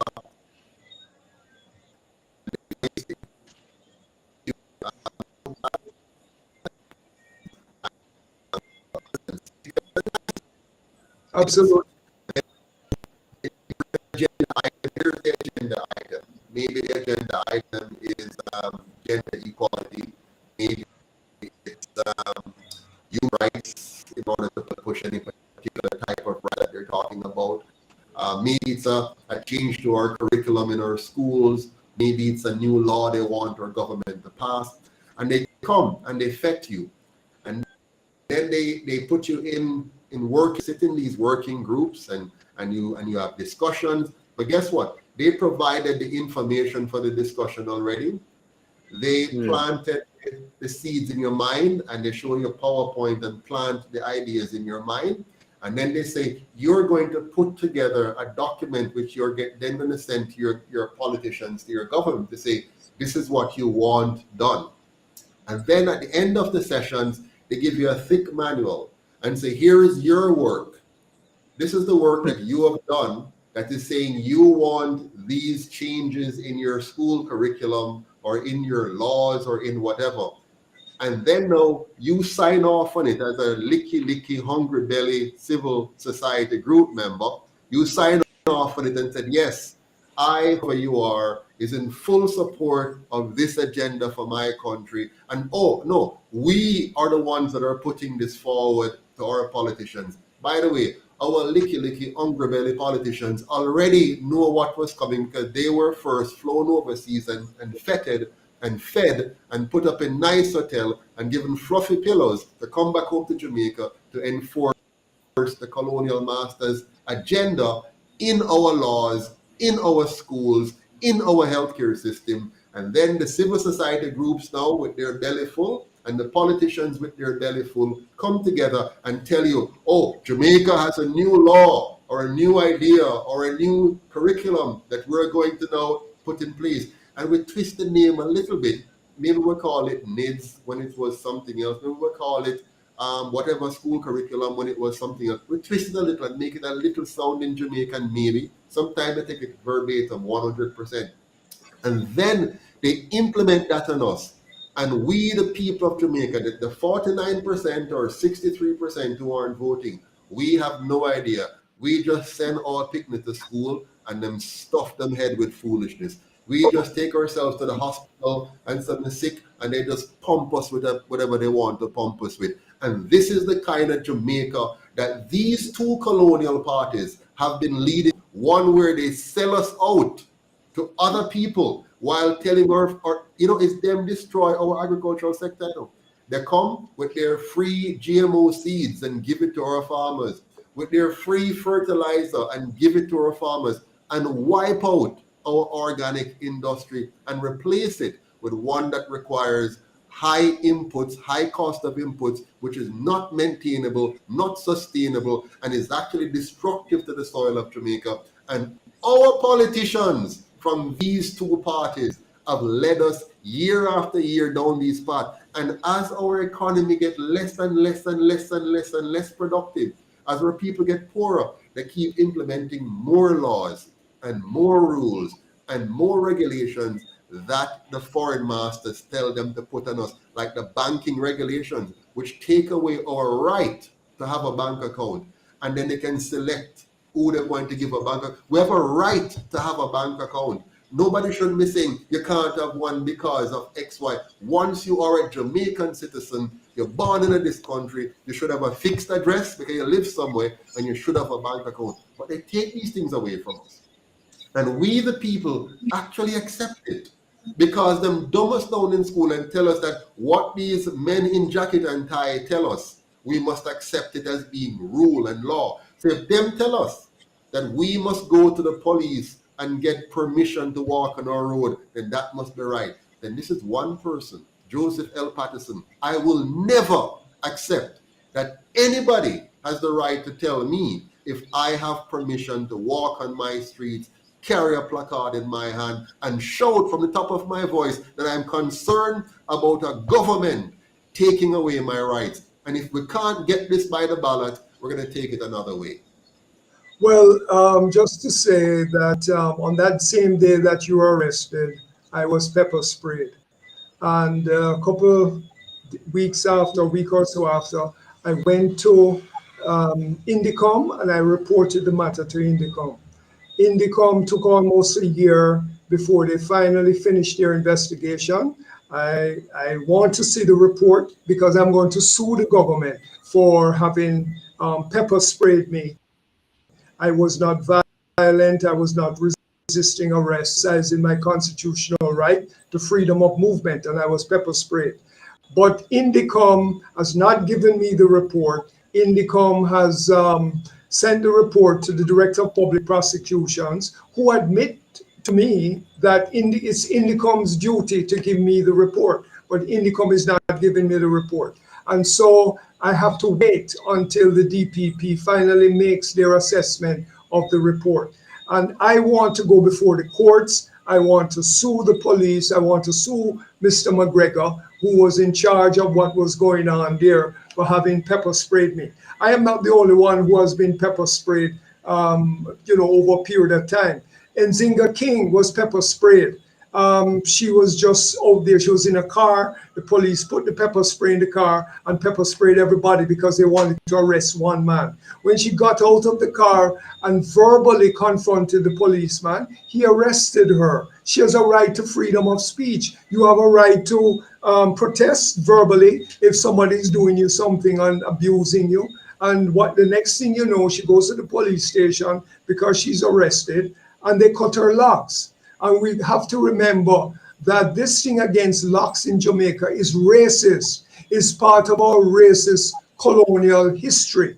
And children have been excluded from schools because they wear their hair natural and they wear their hair locks. And they tell them that you're going to get jonjo and lice. So therefore you must, but the Indians and the Chinese and the white children who have straight hair, they don't have jonjo and lice. And the Attorney General, Marlene Malahoo Fort, defended the school that prevented this little girl from going to school because she had locks. This is Marlene Malahoo Fort, who said that she will abridge, abrogate, and infringe our constitutional rights in order to carry out government policy. This is the kind of government that we have, that we are living under. And so therefore, I'm saying it's two wings of the same bird that are in Parliament, and we can't be switching from one to the next. The system has to change fundamentally. It has to change to respect our constitutional rights. The corruption has to go, the inadequacies and so on and so forth of the life that we live. And so therefore we have to steel ourselves, we have to strengthen ourselves, and we have to do what is necessary. We have to make the necessary personal sacrifices in order to fight for real change, revolutionary change in this country. Absolutely. If we as a people don't come to terms with the reality that we're faced with, we're going to deserve what happened to us. If we can't come to terms, I think the UIC has spent the last several years just unearthing all of these issues for the Jamaican people. And you, Lloyd, you have been doing the same thing. You have been showing up all of the issues, all the things that we need to address. And for the life of me, what amazes me is the intellectuals among us, those who are in the more educated segment of our society, those who reside in our universities and our colleges and all of that. They seem very contented with the way things are. They're not opposed to it. They're not doing so vociferously or actively. And so it worries me. I think we're going to have to find a way to get the less educated to become more educated on these matters and to join us in fighting this vehemently, because we can't depend, it seems, on the people who, as a matter of fact, when you think about it, is them carry us down in the first place, because those who were a part of the Constitution that we now have, many of them were educated people, lawyers, not so. We had lawyers. I think Norman Manley was a lawyer. We had David Core. We had all these brilliant men and women, including now Marlene Malahoo Fort, who are quite committed to the colonial ideals. Because if you notice what happened recently, we have 12 days of mourning right now. Why? Because they're trying to instill in our minds that we need to pay homage, we need to show great respect and regard for those who destroyed our people, enslaved our people, robbed our people. No, we shouldn't look at it that way. We're supposed to see this dignified, duty-bound person who is worthy of all adoration and praise, in the same way we worship deities that look like that. Eh? And just the other day before she passed, they brought to us some of her offsprings and say, you should, for want of a better word, worship these people. It really angered me when I saw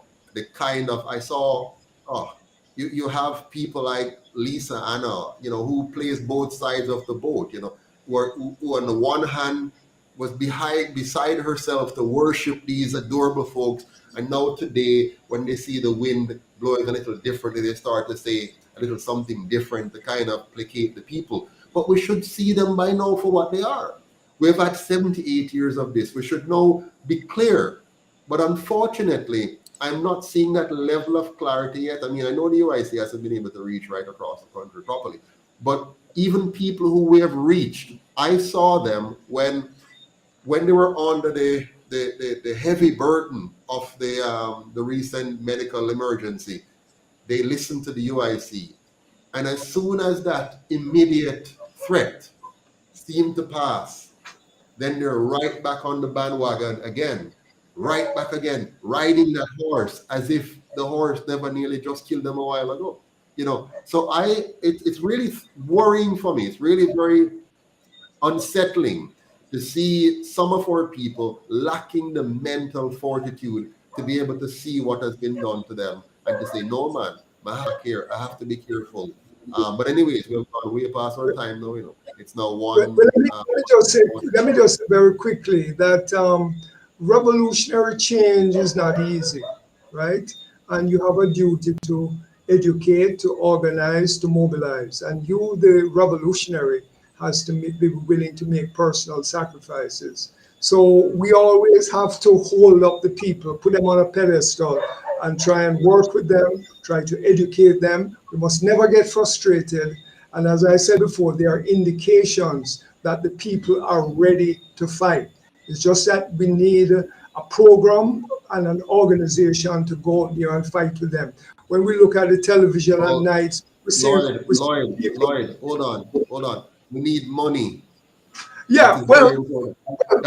Seriously, because you can't organize Jamaicans without money. When you tell a man to leave him job, where him go to the road and him hustle for the day and him make $5,000. I understand that. Yeah. So let's be very. I like to be very clear. Like, this is what I like to do, Lloyd. I like to make sure the Jamaican people know the raw truth. There will not be a candidate on the ballot that says UIC, put your X beside the handshake, if we don't have money to have that candidate on the ballot. And if you don't have the money, what does that mean? That means that there's no change, because UIC is the organization that is talking about change. And if UIC can't raise the funds, then what does that mean? I look at it. No, you have to hold on. No. Let's not be simplistic here. I want you to understand this. People, listen to me carefully. UIC can raise the money. We can get all the money we want. The question is, who do you want us to get that money from? Well, if we get money from the wrong source, you end up with 3 of the same instead of 2 of the same if we get the money from the wrong source. Now we have to understand that the Jamaican people have been cultured by these 2 parties to not expect that they need to give any money to their political party for it to represent them. The Jamaican people don't see politicians like they should. They don't see a politician and a political party like a lawyer. When you go to a lawyer, you don't go to the lawyer and say, lawyer, how much are you going to pay me to represent me? They have gotten the Jamaican people to think that the politician must pay them to represent them.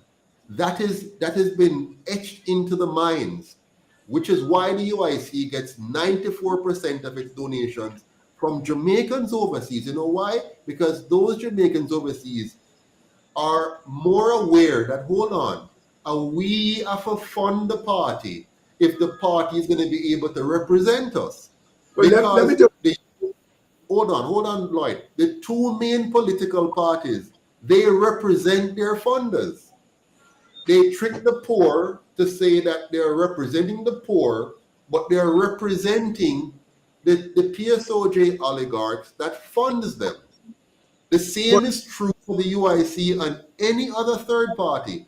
The people who fund it is going to own it, and it is going to represent those people. So if we, the Jamaican people, do not fund the or any other party, you can go fund the Christian party or go fund the Marcus Garvey party or go fund any party. But if the people don't fund it, that party will be a party in name only. It will never budge beyond less than 3% of the all right, voting but no, I will not accept that a name in a name only can change what needs to be changed in Jamaica. So I am saying that the UIC, I see a lot of people making comments here. You get the impression that you have a lot of supporters out there. So looking at these people, you got to tell them, hey, you have to make personal sacrifices. You have to make personal sacrifices so that the UIC can carry out the program that it really wants to do. Because we are in a revolutionary situation. You need to act like a revolutionary and you need to make personal sacrifices. You can't be a revolutionary and don't make personal sacrifices. If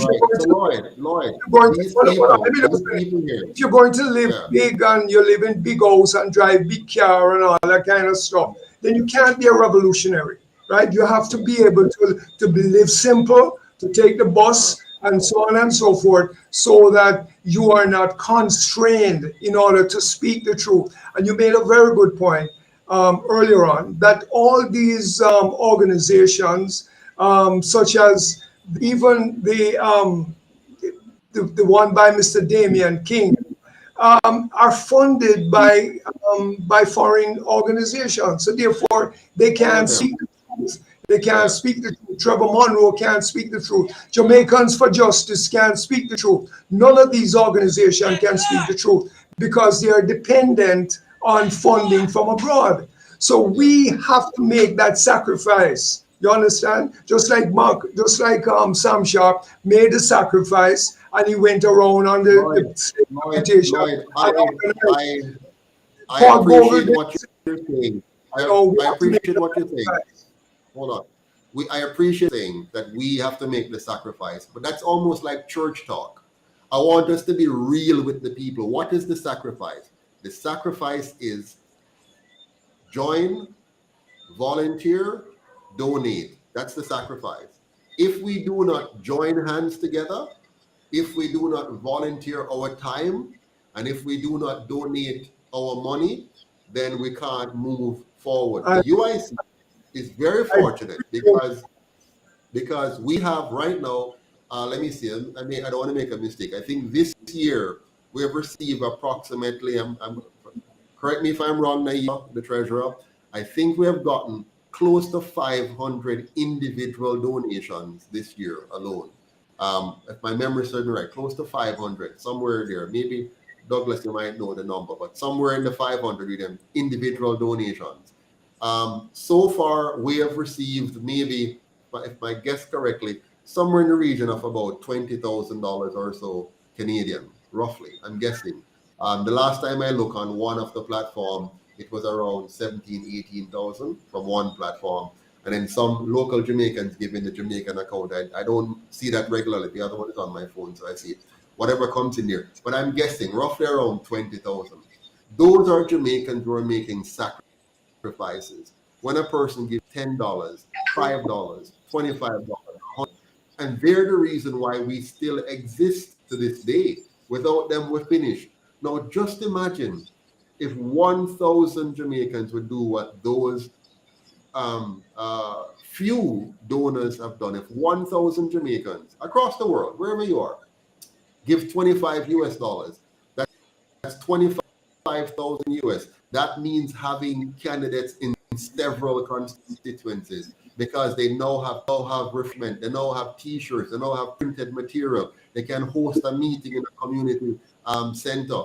If we don't have that, my people, and I just want to be fully clear with you, I don't want to play the nice sounding game. I want you to know that if the UIC is going to be on the ballot come the next election, it would be because all the way, join hands together, volunteer in whatever way or form. Some people volunteer on committees, some people volunteer on an activity like the one we're having on the 22nd. Some people donate time, some people donate money.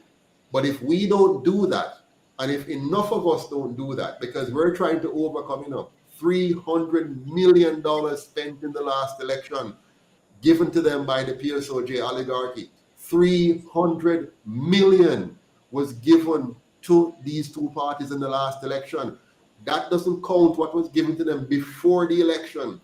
And in order for them to try to elect Kamina Johnson-Smith, to elect her, the private sector, which means they're committed to keeping us under the Commonwealth, they're committed to keeping us in colonialism, they're committed to the monarchy. Our big private sector companies gave millions of dollars to push forward Jamaica's deepening connection under the colonial system. They do not want us to go. So in the next election, they are going to give no less than $300 million again to make sure the UIC didn't get one vote. Now, if we the people now sit down and pray and hope and wish and do nothing else, I can assure you all that's going to happen, they're going to say, see, a third party can't win. When it's not a third party can't win, the question is, are we as Jamaicans ready to win? Are we ready to stand up for ourselves and be counted? Are we ready to say we're not going to allow the PSOJ to buy out our government again? We go and buy and own our own government this time. I am hoping that is what we're all going to say. I have said it. Douglas have said it. Lloyd have said it. Now let's expand that to the rest of it. All 1 million, well, it's 2 million on the voters list, 1,900,000 on the voters list. So all 1,900,000, some of you are abroad, I'm sure. All away. Let us, if you can't even vote, we have people now, second generation Jamaicans overseas now joining the UIC. Let us all join hands together and rule our country. Thank you very much. In principle, I have no disagreement with what you're saying, that if you have a party, you need funding in order to carry out the education, the political organizing work that you need to do. That goes without saying. So therefore, you have to appeal to the people who support you to give you the support. But at the same time, I just want to make it plain that those parties on the left have it even more difficult, because most people are not to the extreme left. So the people to the extreme left have a more difficult challenge in terms of doing what they have to do. And in order to what they have to do, they have to be very scientific, they have to be very tactical, and they have to have a program that gets to the people. They have to, if the people are organizing trade unions, you have to go to the trade union movement and you get your point across. Wherever the people are organized, so you're going to maximize the potential of reaching the people. If you decide that you want to go through the Gleaner, then obviously that's not going to work, because the Gleaner is going to demand hundreds of thousands of dollars for a little ad. And the radio stations and the TV stations, if they don't believe in your philosophy and your ideology, once in a while they may invite you on their program. But when you look at it, the TV, you see Mr. Matalan and Mr. Muff. These people are on it quite regularly, and their ideas are there. And as you're saying, they're giving the political parties millions and millions of dollars. So we have a different challenge. We have certain ways of what, intrinsically that is against what it is that we're doing. But we can never give up. We can never give up. We have to be sharp, and we have to be like Paul Bogle, and that is who our heroes have to be like. And we have to make the personal sacrifice as we go there to have. Thank you. Some quick questions. Do we have any questions from the audience? We're late. Must just ask the question. When is the local government? Yeah, go ahead, Douglas. When is the local government elections? Okay. Why isn't it called? Okay, the local government elections were due last year, February. The government has put it off until February. They have put it off until the latest next year, February. But there's a trick. The way our laws work, the ultimate date is set, but the Prime Minister can call the date anytime prior to the ultimate date. What that means is nobody knows. So it leaves everybody on edge, and it gives this government the advantage because they can plan and pick the time and only disclose it just the minimal amount of time between the announcement and the actual election. So we don't know. They can also put off the election. We don't know a few times for local government elections. So they may put it off. But it's right now it's set, the maximum date is next year, February. I think February somewhere there that must be they had. Next question.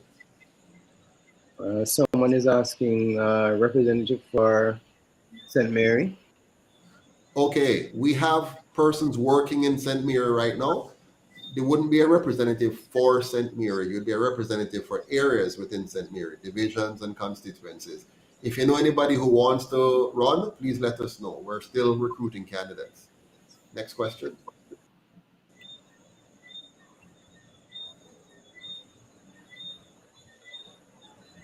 Moving very soon. All right, so Devereaux was asking how much do we need to join the ballot? All right, it's not that way, Devereaux. It's not like there's a dollar value set to join the ballot. Any candidate can actually pay the minimal amount of money. I think it's probably $6 or $7 or maybe $12,000 by now as your nomination fee. I think it's $10,000 actually. Your nomination fee is 10, roughly. Don't quote me on that, but a number like that. You can get on the ballot if you have a few people nominators, but that's not the issue. The issue is not getting on the ballot. The issue is getting on the ballot and having had the resources to properly communicate with your constituents so you have a chance of them knowing you in order to vote for you. If you simply get on the ballot but nobody will know you because you haven't been able to communicate with your constituents, then you have no hope. And not just that, it's not only communication, you have to have an election machinery. So for example, if you're going to win, you must have at least 12 persons working in each of the polling divisions. In my constituency, there are 33 or so polling divisions. So I would need to put together a team of 33 times 12 if I'm going to have a serious shot at winning that constituency. If I don't have that, guess what? The other two have that and more. Next question. This question from Cordell. Taking a long while to come on the screen.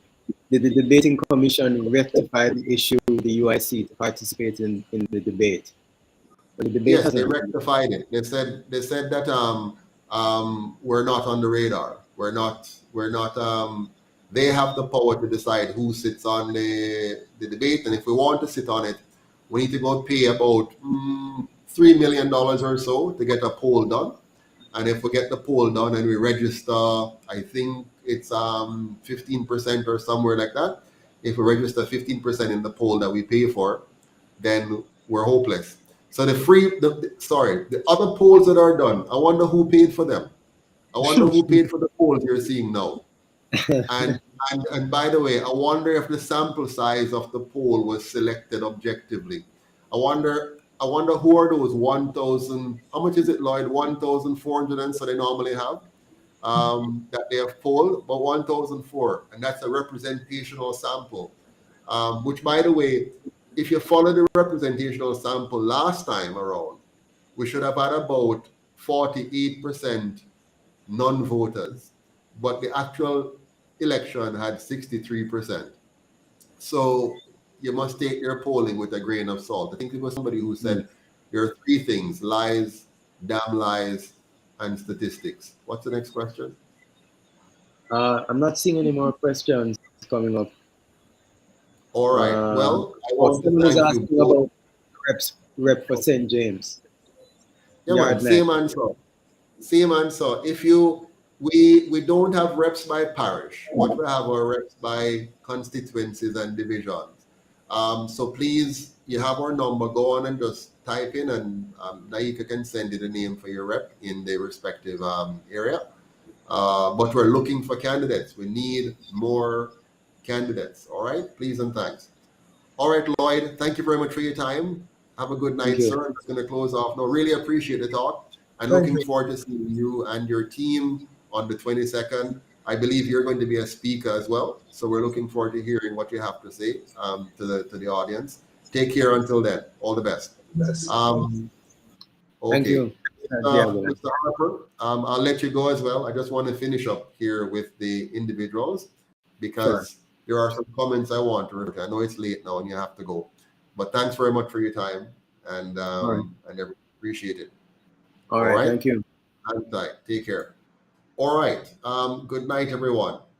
Very, very nice discussion. We went a little bit over the time that we needed to spend on this topic. We're over by half an hour. But I just want to take this opportunity to speak to you before I go tonight, because you have heard a lot of things, and you may want to have some clarity on all that you have heard. And here's something I want you to get from this. Very, very important. The UIC cannot contest the next election without you. There's no way we can do it. The hurdle in front of us is too high. The barriers are too thick. The gulf between us and getting from one side to the next is too wide, it's too deep, and it's filled with alligators and crocodiles. The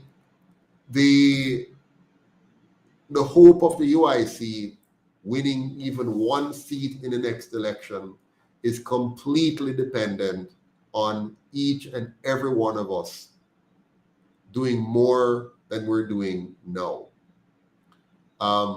It means we have to reach out to our family and our friends, even our enemies, our former schoolmates, our co-workers, even if they're not Jamaicans. You know, I find some of my Jamaican friends are married to people from other countries, which is quite fine, and their spouses are helping with the activity. Elsa comes to mind. Thank you, Elsa and John. You're doing a great job. Really appreciate it. Elsa and John are right now printing thousands of leaflets for us to be able to distribute in the community and on the walk that we're going to have. Hopefully we can get all of them before the 22nd. There are persons who are working very hard, like the people who have put together the town crier, Andrew, who has been on almost every one of our previous event, volunteering his little car and having his speaker system up. He did it all by himself. He went and got the speakers on his car, put the audio system in, and he has been to almost in fact, I think every single event we've been at, Andrew has been there. And so I really want to say I appreciate you, Andrew. I know you're tired now and, a bit drained and you're no longer able to do it, but you have done a tremendous service to this movement. There are persons who have given countless hours to build the UIC. But unfortunately, it's still not enough. We need more people to be giving of their time, their talents, and their treasure. And so tonight I'm making a special appeal to all of you. Please do your best to donate your time, your talent, and your treasure to the movement, because Jamaica badly needs the change that we're working for. We're being crippled on every side by two organizations that are controlled by one central organization here in Jamaica, and their mission is to keep Jamaica under the colonial system and to milk us. They do not want us to have property rights, to have all Jamaicans, every Jamaican family becoming a property owner. They do not want us to change the education system so that we truly educate our children to think instead of telling them what to think. They do not want a police service that will work for the people of Jamaica. They want to maintain a police force and an ineffectual army, allowing guns and ammunition to come into this country illegally and push up the murder rate and benefit from crime. They do not want to pull Jamaica out of the fraudulent banking system and give the Jamaican people real money that will protect their purchasing power. They do not want a Jamaica that is no longer owned and controlled by the crown. They do not want a truly free Jamaica that respects the sovereignty of each and every Jamaican citizen. But we, the United Independence Congress, we, the movement that is bringing together desperate people, different Jamaicans from all walks of life, Rasta, Muslim, Christians, atheists, all kinds of Jamaica, we are unifying and uniting independent thinkers. We don't want yes ministers. We don't want people who are not prepared to think. We are the Thinking People Party. We are the Education Party. We are the People's Party. And I, Joseph Patterson, am 100% committed to maintaining that philosophy, that ethos, that brand that says the UIC is here to bring out the best in all of our people with a non-partisan constitutional republic, one that will give us all a safe, clean, and orderly country where every single citizen can live, earn, and retire with dignity. I feel it for UNO, many of UNO who want to come back to your country, but you can't come back because of all the different issues that you face. A UIC government is going to at least make some of those issues easier. We're going to pave the way for those of you in the diaspora to come back home 100% duty-free. We're going to make sure that even if you never come back home to Jamaica to live permanently, you have the right to vote as an absentee ballot in this country's election from wherever you are in the world. Why is that so important? Because we believe in a Jamaica that's bigger than just the rock that we live on.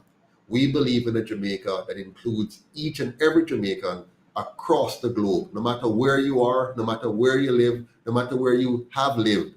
As long as you're a Jamaican and you want to remain a part of this Jamaican family, we're going to create a country where you can serve and contribute from wherever you are in the world. We're going to change the system so we no longer have politicians serving as ministers of government, but the best Jamaican from anywhere in the world being in the position. So if you are the best Jamaican in terms of healthcare, we will recruit you from wherever you are and bring you home to become the health minister. If you're the best Jamaican out there in education, we're going to recruit you from wherever you are and bring you home to be education minister.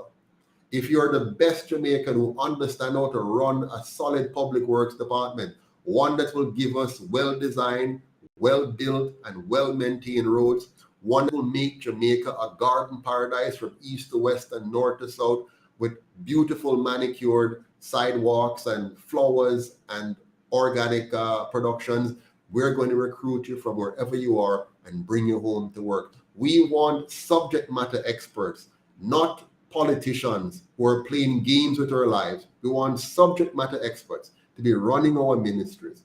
We want a government that's fully accountable fully transparent, and have all the right checks and balances, internal controls to protect the taxpayers' money, make sure we get value for money, make sure it's spent to give our people the economic and strategic edge we need in a very complex and very, very challenging world.